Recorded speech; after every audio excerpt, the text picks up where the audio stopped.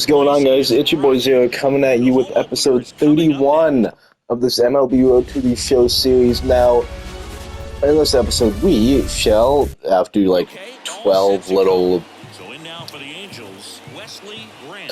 not cutscenes, whatever, 12 little slides, we're going up against the Anaheim Angels in this one, and it shall be the battle of the two great center fielders as I am taking on Mike Trout, my opposite, in the position. Oof, that ball could have been struck a lot better considering the fact that I was just under it. Yeah, great start so far to this season. I have 7 home runs in the 6 games we've played. We are 4-2 on the year, and at the moment are 2-0 up against Anaheim. So we have, my goodness, that ball is struck, but I've got it. And at the moment, we have a good shot to win this one. So always nice, but I need to focus up on hitting. And I certainly did not there. 12-6 curve could have probably placed my PCI better, but I suck, so doesn't really matter, I guess. Back when this ballpark opened, 1994, one future Hall of Famer hit the first triple in the park, and another hit the first homer by a Cleveland player. Think you know who they were? Okay, I know that Ken Griffey Jr. hit the first triple here, but first homer for Cleveland. Give me a hint. Switch hitter, that's all you're getting. Oh, dude. Eddie Murray, no doubt. Bam! And that's off the inside edge. And the count is 1-2. 4-0 lead against Anaheim so far. That will not help it at all. But I thought I beat that out, but apparently I was wrong in that assumption. As I got into a double play, and I'm struggling heavily in this one, dude. That is crushed, man.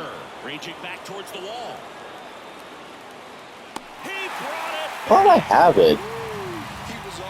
So, you know, Mickey Moniak, see you later, buddy. Love no hoppy. Could be more of the same here in a second.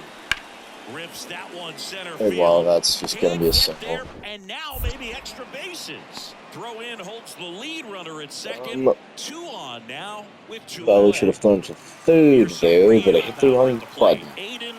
That's what I'm gonna say. Very deep, not wanting anything over their heads. First offering and it just misses. That pitch could have gone either way, but happy went my way. Still don't have a hit in this one. Granted, I probably do have another inning or so to get it. That ball's not going to be a hit. That's a fly out to the center fielder, Mike Trout. Here's my hitting streak is going to come to an end here, unless I can make something happen here. In the dirt, no advance. Good job behind the dish. Just got a C-ball, hit ball, and that is all I really need to do here. And a big reason why getting ahead in counts. He's been able to do that consistently, and you see the results. Runner takes off. That one That's blasted, but it's caught. Pulls it down. Well, hitting streak comes to an end as I go 0 for 5 on the day.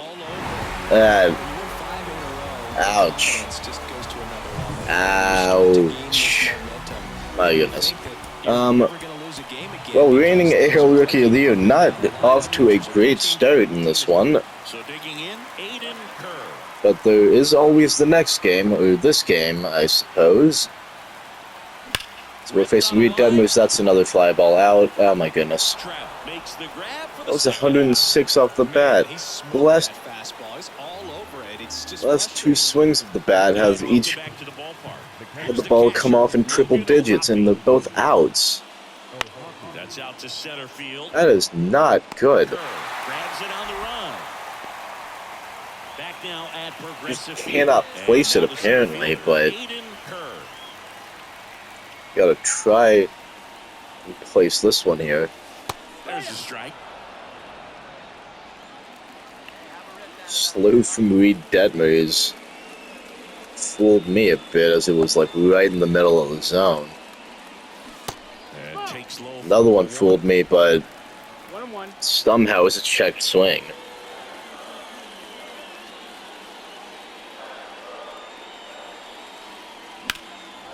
That's another fly out.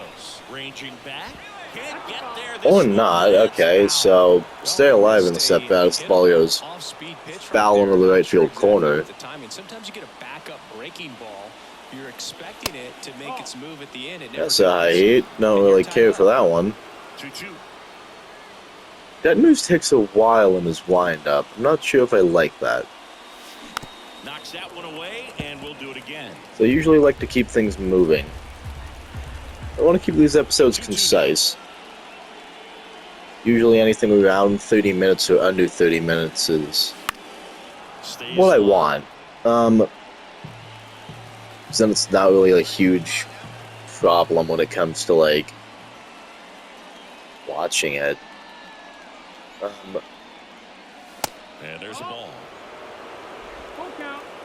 Because nowadays, people don't have long attention spans. We don't really like long-form content all that much. Going to the movies is basically just a hassle and not really worth it at this point to some people. And the pitch.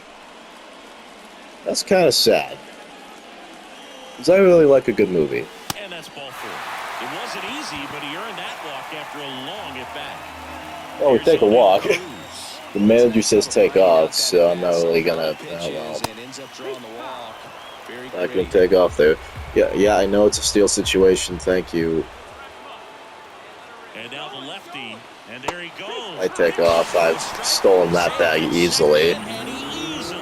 Well, second stolen base on the year for me, but O'Neal Cruz does in fact strike out. Brings up the ever-dangerous Josh Naylor, who has in fact already hit a home run in this game. Whoop. Having a bit of fun with the infielders, I am. We bring up Edouard Julien. Also 1-for-1 on the day, although with a double this time. That ball seems to be smoked, but it's just going to be a flyout to Mr. Trout. So after a walk, nothing really happens in that inning from the Guardians. That ball is bashed. If I know anything about how this game works, I'm not grabbing the homer.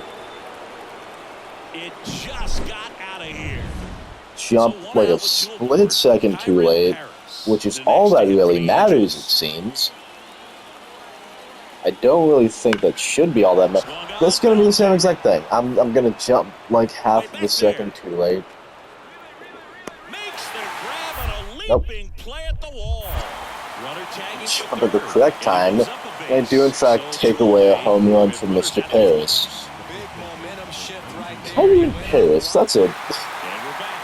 I honestly like that name, it's a good name.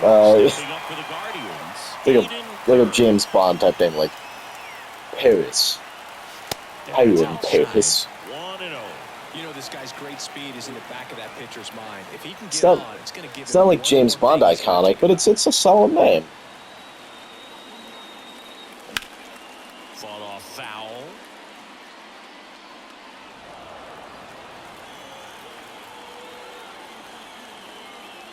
Yeah. I don't really know what to talk about a lot during these videos. Mostly I just talk about what's going on with the game, but I feel that's become repetitive. And being repetitive isn't exactly a way to stay relevant.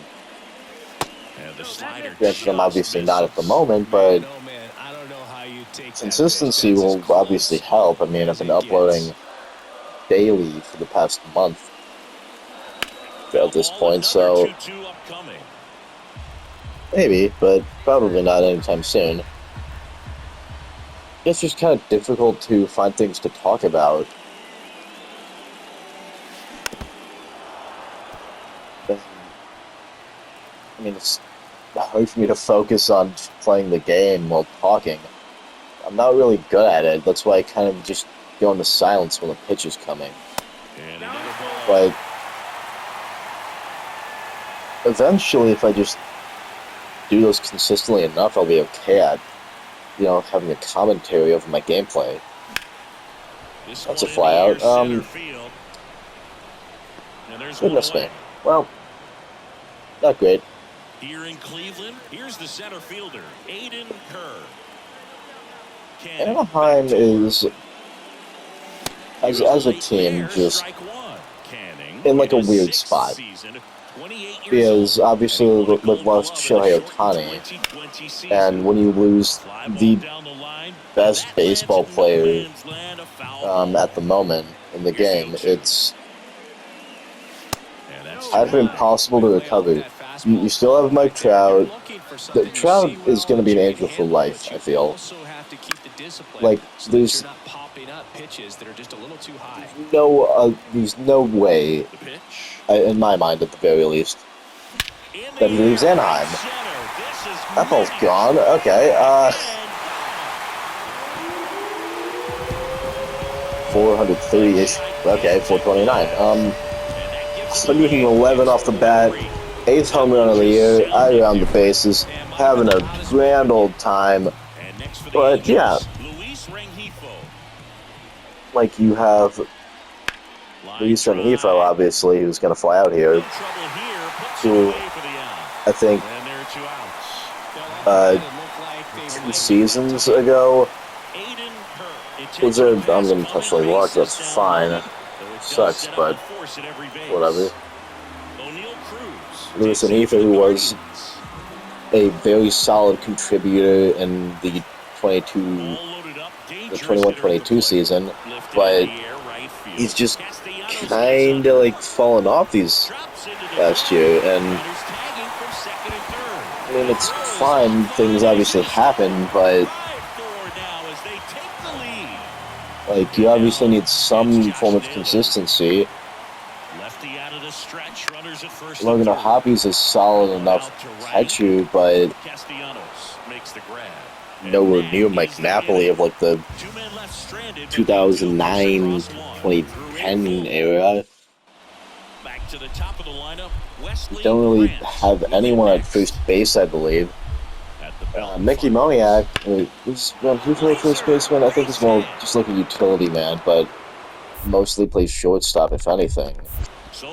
Mickey Moniak just got distracted, is a solid, Cleveland's really blown it, is a solid young talent out in the outfield.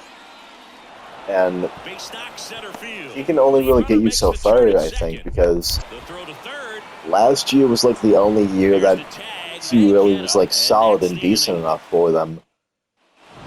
Pitching staff is obviously just not great, but there's not really much they can do. There's no real expectations going into the season. I think that even if they did have Ohtani, they would still just be like what they were last year, always kind of disappointing, I suppose. I mean, Cleveland this year, Jose Ramirez is the main. That's bad. Jose Ramirez is like the main big name in Cleveland. He's always going to like consistently be one of the better players in baseball, and obviously on the team he plays for, but he's kind of like the one-man army they have going over there. Josh Naylor obviously has like a bad take. Naylor had a very solid year last year, batting .300 for the first time in his career. I believe he did receive like one MVP vote, or not MVP vote, but like a 10th place vote. The MVP structure looks very weird with how people vote for it. You get first place vote, second place, third place, all the way down to 10. And a 10th place vote counts for like one voting share. or something. I don't entirely know like the full system of how they do it. Because I don't think it's a thing of like from like 1 to 10. It's like the first place vote gets you 10.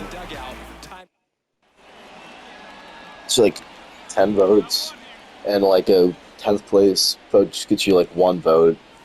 That's not how it works, but Naylor got a 10th place MVP vote last year and was obviously good enough to get that despite the limited number of games that he participated in. Andres Jimenez is a fantastic defender for Cleveland, but like it's always a debate as to like whether or not he could get his back going. Stephen Kwan, another fantastic defender, but it's always the thing of like he's going to be like a good leadoff hitter, batting like 280, but he just doesn't have like the pop that you would kind of like. Cleveland's not really going to kill you with like home runs or anything. They're going to just like slowly heck you to death. I feel would be like the proper term for it. Because Jose and Naylor are like the only guys that really have power in the lineup. There's like a lot of power, I suppose I should say.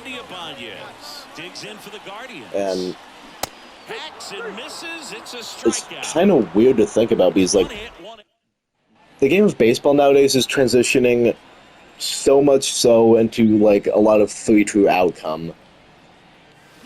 And if people don't know what 3-2 outcome is, it is you either strike out, you walk, or you hit a home run. Those are the 3 outcomes that are there in a 3-2 outcome possibility. And it seems like baseball is trending just like a lot more towards that now. Because you have like so many power sluggers and like the big stars of the game, like the Ronald Acuna's, Shohei Ohtani, Vladimir Guerrero Jr. And I'm not entirely sure if I should call Matt Olson. They already named Matt Olson. I completely forget. Freddie Freeman. But Mookie Betts isn't. Mookie Betts and Ronald Acuna, I feel like kind of like the exceptions to the rule. Because while like yes, they do hit for power a lot, Acuna had 70 steals last year and obviously showed like he can do damage with his speed as well. But Mookie Betts is always going to be Mookie Betts. He's fantastic. And there was some type of ad for the I say pop up from Andy Ibanez, that's great. But brings it in, 2 down. Yeah, and I it just kind of feels like backed it up from the home run derby, baseball's not really progressing. Well, obviously it is, but in terms of the batting, you don't really see any like squeezes anymore. Like a man on third, man on third, 1 out, or man on third, 2 outs.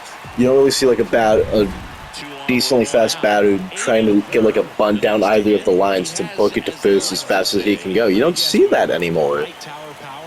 And it's mostly a thing because it's like, why would you if that guy could just put the ball 460 feet over the fence? It doesn't make sense to do that. It's not logical. Granted, what is nowadays? And like that was also a big reason why people, the home runs and all that, was a big reason why the stolen base numbers were in the dirt.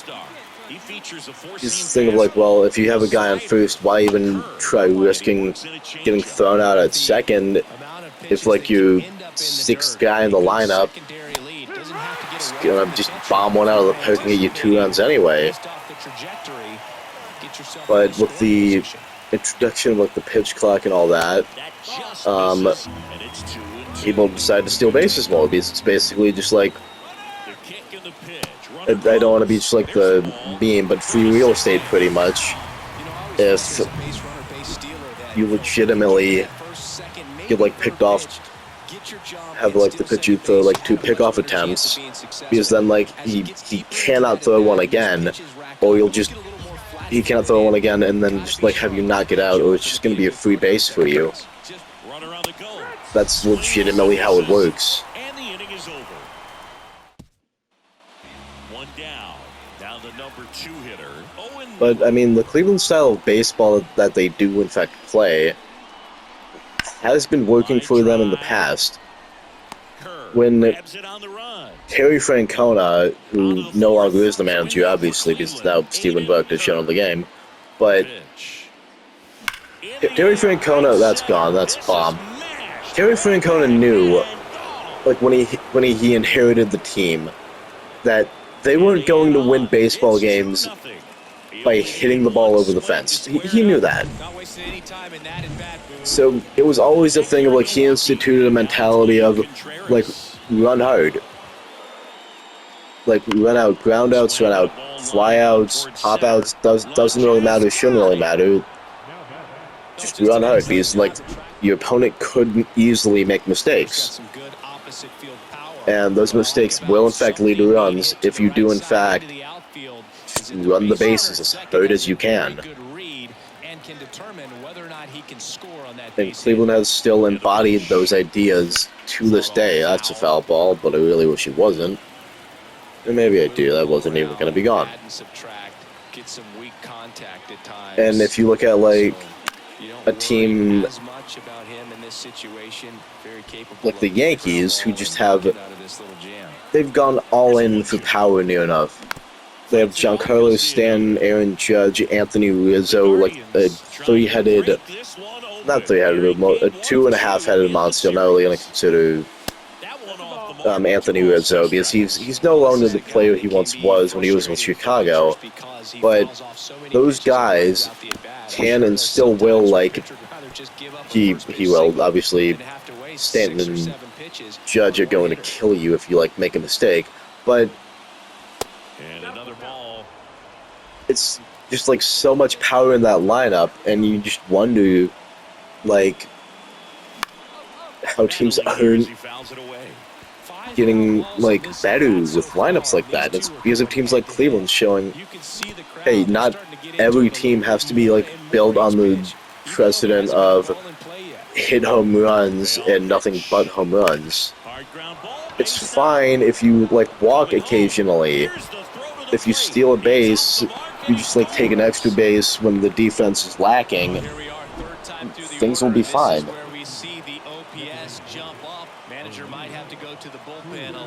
And Cleveland ball is just kind of fun, you know?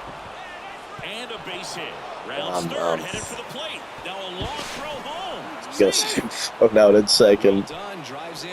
I have no clue what I am doing on the base paths at all. I am very stupid when it comes to running.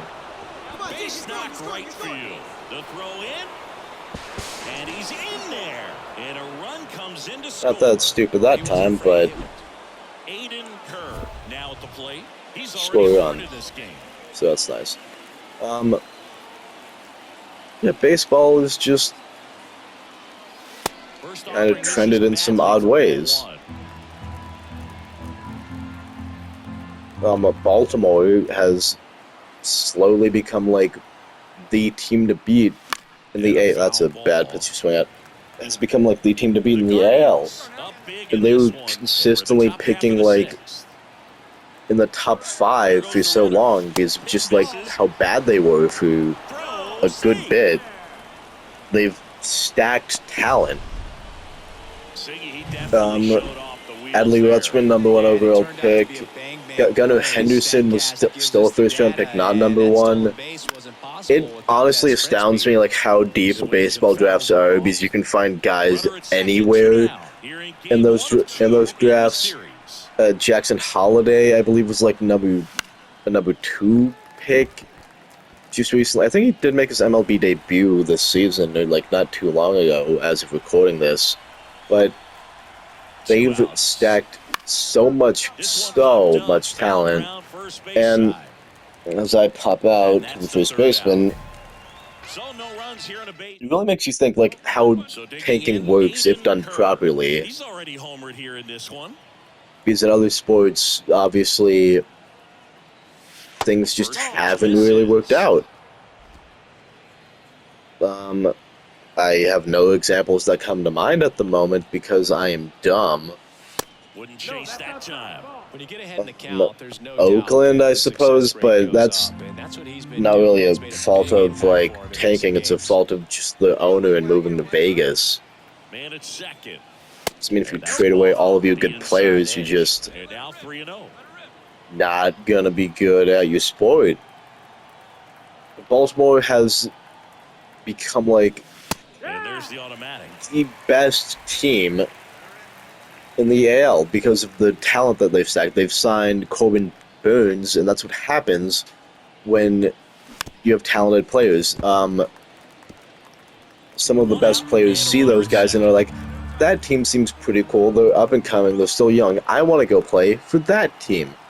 And if people said like 4 or 5 years ago that Corbin Burns, all-star pitcher for the Milwaukee Brewers, would be playing for Baltimore come now, you get laughed at.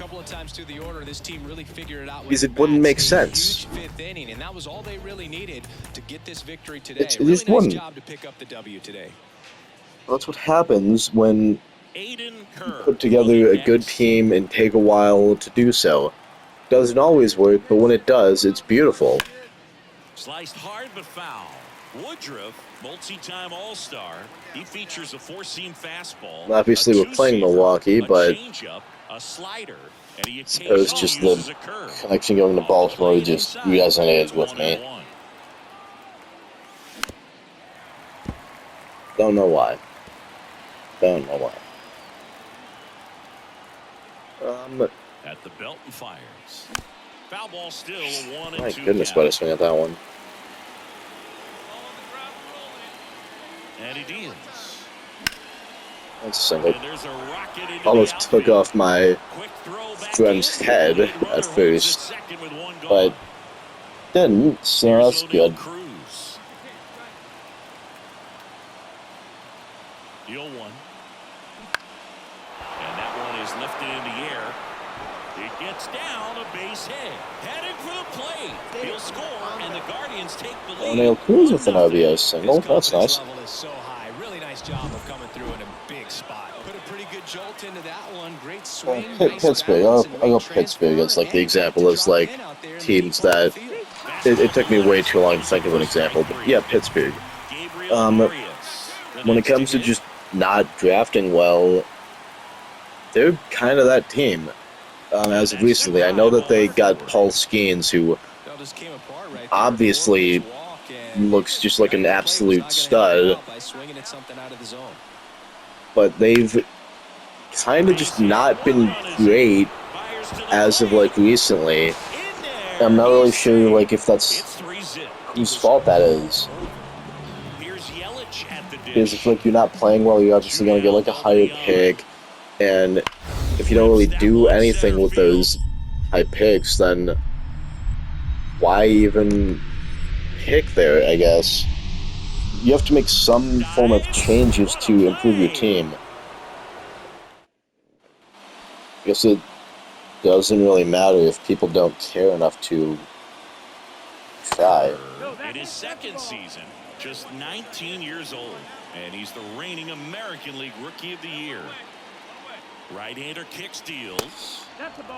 Chris with that trying is the most that I suppose fans ask. A favorable hitter's count. Well, if nothing else, I mean, this is a great people are for a hitter to be very angry when you just seem like you don't care.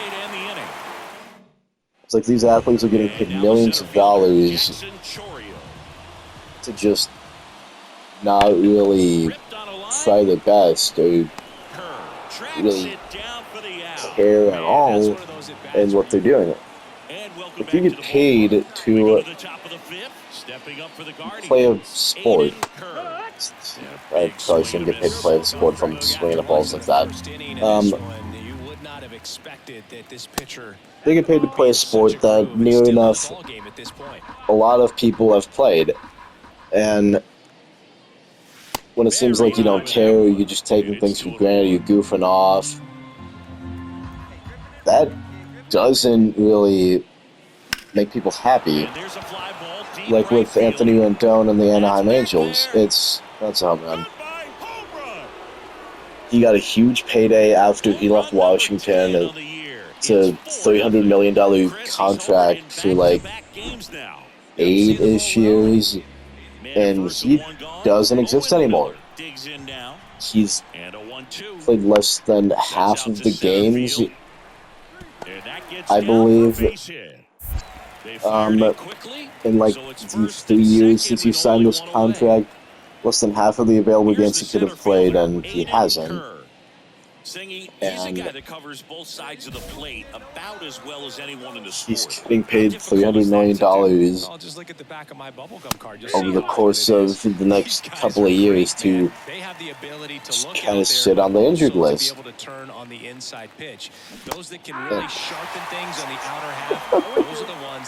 Oh, goodness. But that's an embarrassing checkout.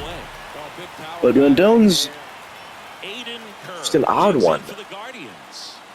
You don't really hear much about him anymore. You don't see like any huge things coming out of Anaheim with him. It's because he doesn't play. I suppose just doesn't really seem to care all that much. And fans don't like that.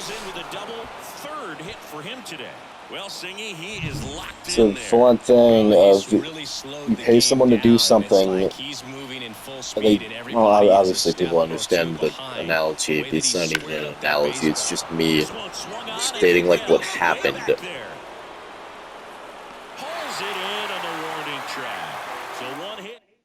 I suppose I've been talking too long about nothing, so I'll end the episode here. I'll stop torturing people's ears. Hope you guys have enjoyed. Subscribe if you want to, and as always, I'll see you guys when I see you guys. Peace.